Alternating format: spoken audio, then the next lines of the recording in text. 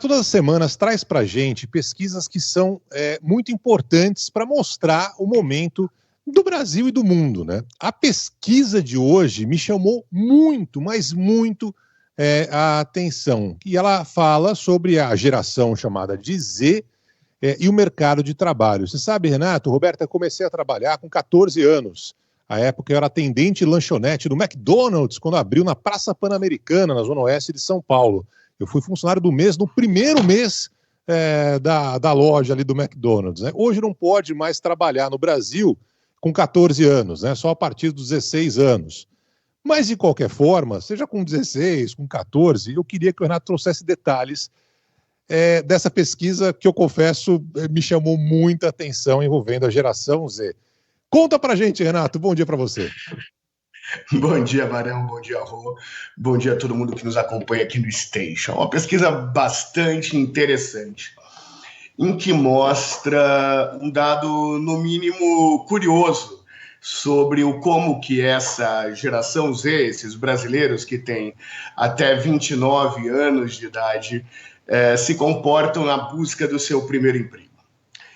Imagine que um quarto desses brasileiros que foram procurar emprego foram com os pais procurarem emprego. Né? Foi lá, chegou na hora da entrevista, falou: pai, espera um pouquinho aqui na sala de espera que eu vou fazer minha entrevista, e depois voltou, estava lá o pai ou a mãe na sala de espera. Esse é um dado bastante interessante, na medida em que mostra o contexto desses jovens numa realidade em que os jovens demoram cada vez mais tempo para sair de casa. Né? Eu lembro, Barão, que na minha época, quando eu estava com 16, 17 anos, eu já viajava para o Brasil inteiro, né? Fazendo movimento estudantil, no Sou da Paz, e a minha meta era meus pais não saberem onde eu estava. Um pouco mais novo, quando eu ia para as festas da escola, ou quando meus pais iam me levar para o colégio, lá com 14 anos, 13 anos de idade, eu pedia para eles pararem mais longe do portão da escola para parecer que eu estava indo sozinho. Quem diria que em pleno 2024 nós teríamos jovens querendo que o pai leve até a porta da entrevista de emprego. Pois é, muitos adolescentes vão considerar um mico, né? Como eles costumam falar, o pai junto na entrevista. Se por um lado, talvez alguns pais se sintam até um pouco, assim, privilegiados, né? Poxa, meu filho tá querendo a minha presença e tal.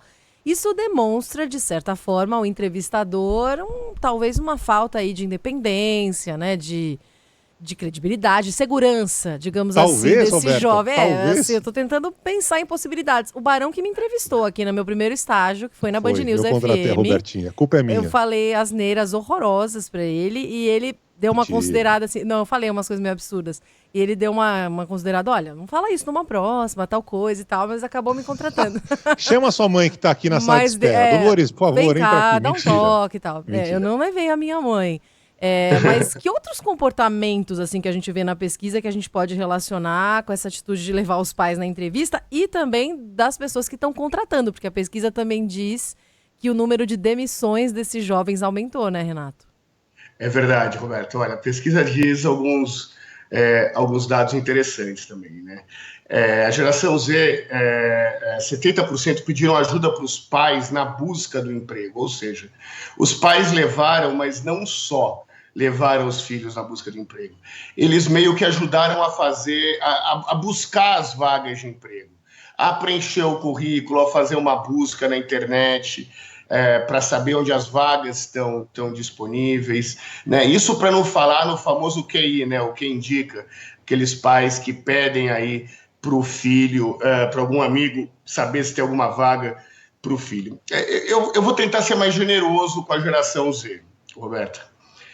Vamos pensar o seguinte: é natural que os pais queiram ajudar os filhos, é natural que os pais que apoiem os filhos no seu processo de emancipação, seja emancipação pessoal, emancipação profissional.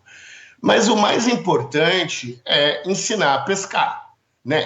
É dar segurança para o filho que ele só vai ser um bom profissional se ele conseguir se capacitar para isso, se ele conseguir dar um passo além, enfrentar os seus BOs, né? Ser o responsável pelos seus BOs. Acho que é esse o grande desafio.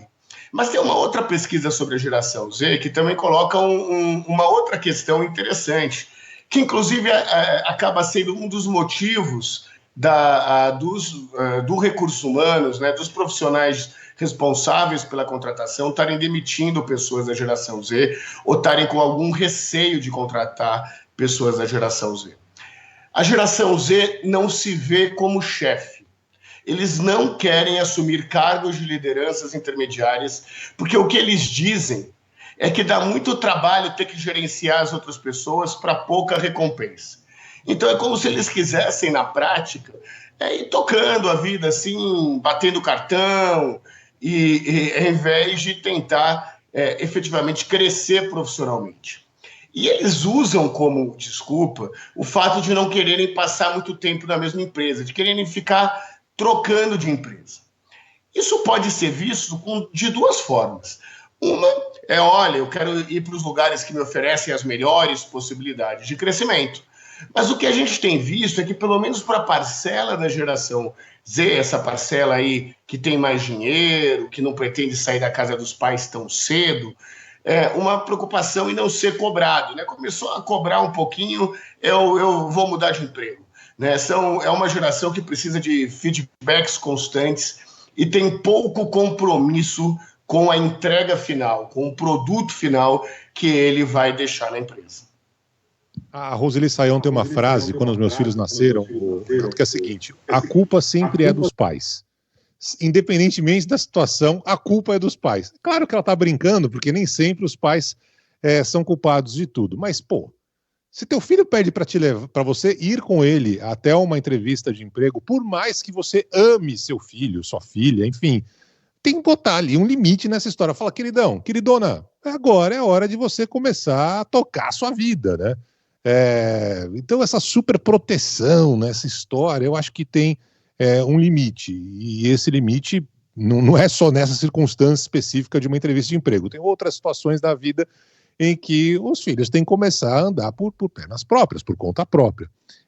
Eu só acho o seguinte: quem tiver nessa história que o Renato descreveu agora muito bem, né, dessa, digamos, não querer assumir responsabilidade, não lidar com situações adversas, ter dificuldade ali com um não do chefe, um grito do chefe, meu Deus, hoje é algo, né, que cabe processo e tal, rapaz, que eu já tomei de grito na orelha, meu Deus, não foi só grito não, tomei outras coisas na orelha. Mas quem tiver um pouco mais de paciência, de estômago, de capacidade emocional de se segurar numa circunstância como essa, vai nadar de braçada, vai se dar muito bem. Por isso que é fundamental que os pais tentem de alguma forma ensinar para os filhos que não dá para viver uma redoma para o resto da vida, e não dá para levar os filhos para uma entrevista de emprego, pelo amor de Deus. Renato, adorei a coluna hoje, o dado dessa pesquisa para mim é absolutamente assustador, mas é um cenário dos nossos tempos, evidentemente. Boa sorte para quem for da geração Z, XY, sei lá o quê. Grande abraço, até a próxima, Renato. Beijo, Rô. E para você que está nos assistindo, está procurando um estágio ou uma vaga de trainee, lembre, as pessoas preferem os adultos. Um beijo grande, até mais. Dê um abraço no seu pai e deixe ele em casa. Valeu, Rê. Agora 11h46.